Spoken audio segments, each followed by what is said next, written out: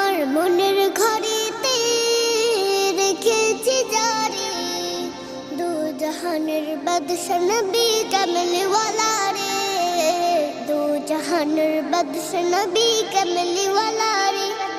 আদি পিতা আদম যখন মুসিবতে পারে, মোদের নবীর উসিলাতে আল্লাহ কবুল করে। আদি পিতা আদম যখন মুসিবতে পারে, মোদের নবীর উসিলাতে আল্লাহ কবুল করে। শাফায়াতের বিচারেতে, শাফায়াতের বিচারেতে দেখা দিও রে, দু জাহানের বাদশা নবী কামলি ওয়ালা রে, দু জাহানের বাদশা নবী কামলি ওয়ালা রে। আমার মনের ঘরে